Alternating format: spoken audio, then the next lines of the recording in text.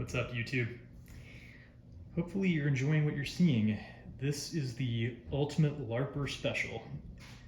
If you ever watched Sicario, this is the Defense M4A1 that was carried by the character of Matt Graver, played by Josh Brolin. So what I did was I took my rifle and I set it up with all of the accessories that appeared in the movie.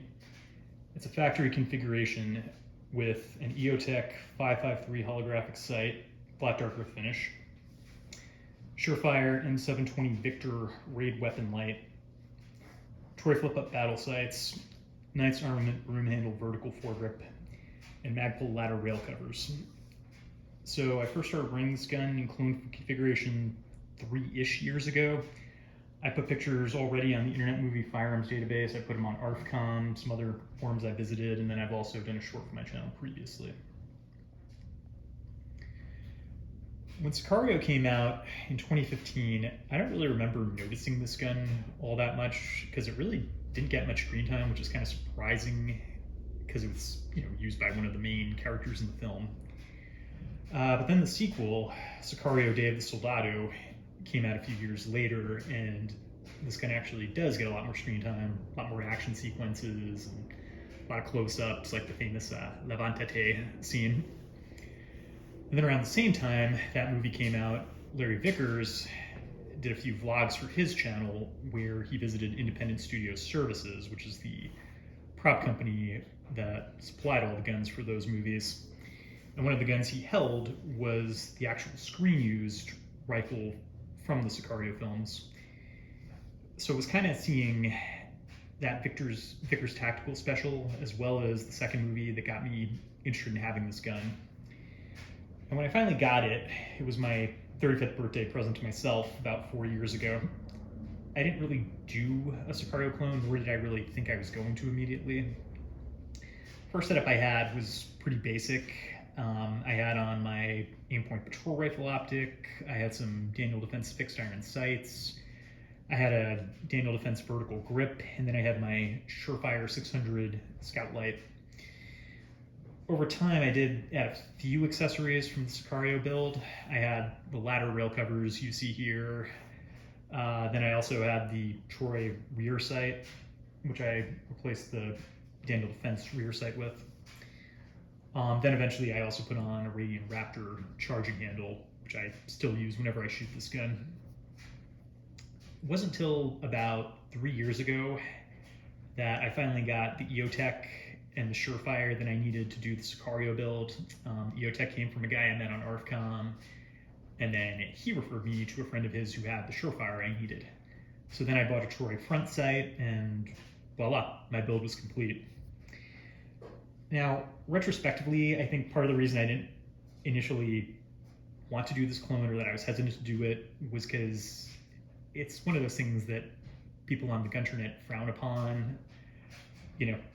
Nobody really likes to admit they bought a gun because they saw it in a movie. And if you visit ARTCOM, there's a 1,000-page thread where people show off their SOTMod Block 2 clone builds, trying to replicate M4 configurations that have been seen in the wild, in the hands of special operators. Cloners who do movie gun builds are a lot less common by comparison. And I think it's also kind of a little bit less accepted in the gunterweb. Really the reason I changed my mind about that was after I saw Mr. Talking Balaclava Executive Outcomes or Administrative Results or whatever he calls himself. And by the way, I think he doesn't have the balaclava anymore. If you haven't seen his channel, he cloned the AR-15 carbine that's in the movie Blood Diamond, starring Leonardo DiCaprio.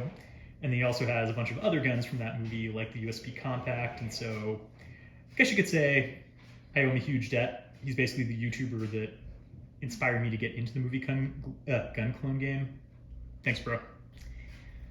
Also want to give a shout out to Travis P1911, who, even though I posted the first pics of my build about 3 years ago, he actually beat me to the punch on YouTube. If you haven't seen his video, it's really cool and really informative, and I will link to that in the description below. He gave me a shout out already, so here I am, returning the favor. If you want to clone the Sicario rifle, it's not that difficult of a clone project to pull off. Daniel Defense, of course, still produces the M4A1, but as we'll discuss, the rifles they produce today are a little bit different than the ones that they produced 10 years ago. Biggest challenge you're going to have with this build is that you're going to have to source some out of production components, mostly the optic and also the Surefire.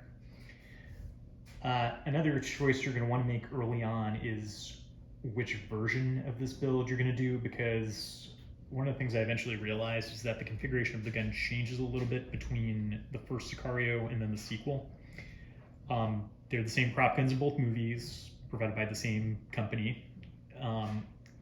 They both have EOTech 553 holographic sights that are flat dark earth finish. They both have Surefire M720 Raid weapon lights. But then beyond that, there's a couple differences, and I'm going to throw up some pictures to show you. In the first film, the Surefire is the flat dark earth version, but in the sequel, it's the black version. A more subtle difference is the fact that in the first film, the light's attached to a Surefire SR07 pressure pad. In the sequel, the gun either has no pressure pad or a smaller ST07 pressure pad that's taped to the grip.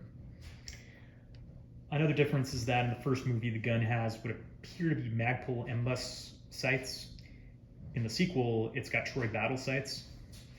Last difference is that in the first movie, it's got a Tango down vertical grip, while in the sequel, it has a Knight's Armament broom handle vertical grip. My build is essentially a clone of the configuration that's in the second film. So I've got the black Surefire, the Knight's Armament grip, and the Troy battle sights. The one thing that my version has in common with the configuration from the first movie is the SR07 pressure pad. And actually, by doing this, I would say my build is basically the configuration that Larry Vickers held, and again, that was probably my main reference point for doing this clone. So now that we've done the overview of the gun, let's get a little bit more into other details. First thing you'll need to do this build, obviously, is a factory Daniel Defense M4A1. If you're not familiar with Daniel Defense rifles, the M4A1 is basically their version of the SOP-Mod Block 2 carbines.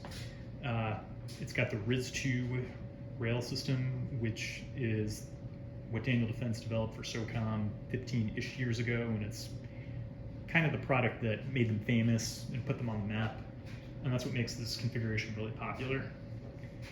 So you can still buy this model pretty easily from Daniel Defense, but the M4A1s they make today are a little bit different than the ones they produced 10-ish years ago. A couple differences you'll note that mostly involve replacing mil-spec parts with proprietary parts is that since about 2016, all of Daniel Defense's rifles have polymer injection port covers. Older ones are going to have a mil-spec steel ejection port cover. Around 2017-ish, they standardized ambidextrous selector levers, which my gun doesn't have. 2019, they came out with the grip and rip charging handle, which replaced the mil-spec charging handle. And then around 2021, they also changed the bolt release so that it's got a larger face. My rifle is a 2015 vintage one, and I deliberately chose to buy an older rifle for two reasons. First, saved a lot of money. I think the MSRP on the M4A1 was about $2,100 when I bought this gun. I paid about $400 less than that. But the bigger reason is I actually knew that having an older spec one would be closer to being clone correct, because Sicario came out in 2015, so the guns in the movie are pretty much close to the specification on this gun. So if you choose to do this clone build, you can choose how correct you're going to be and like how much these details matter to you. But my recommendation, go with an older one if you can find one in good condition, or otherwise buy a newer one, swap out the newer parts for mil-spec parts, and you'll be good to go. So the optic that you're going to need for this configuration is just a standard EOTech 553 flat dark earth version.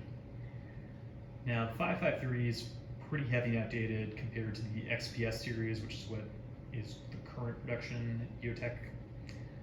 I also own an EXPS 3 TAC 0, which is clone correct for a stop mod Block 2 clone build, but not for this build.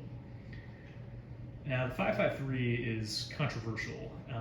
If you know anything about EOTech's history, the US government sued EOTech after these optics performed very, very poorly in very, very intense temperatures. There were some observed differences with parallax shift. There were also problems with the battery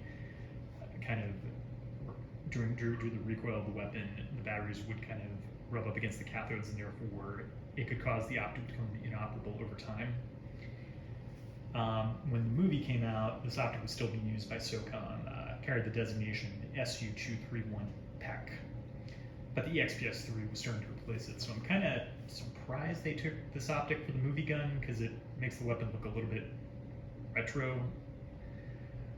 Now, one thing I will note, you can get away with just using the commercial version of the 553. You don't need to have one that's marked SU231.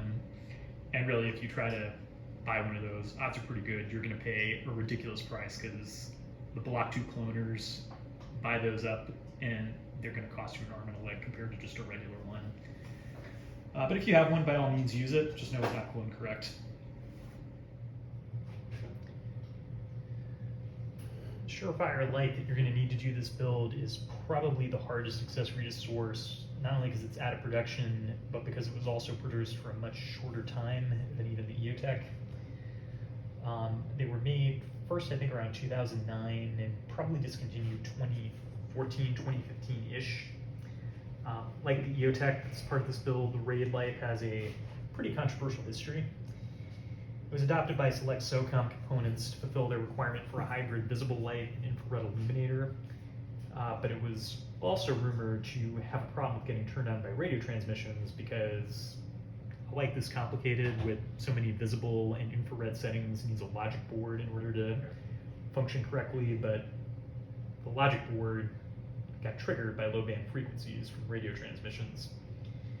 If you've ever seen Hop's channel, he did a really hilarious review of this light, which I'll link to.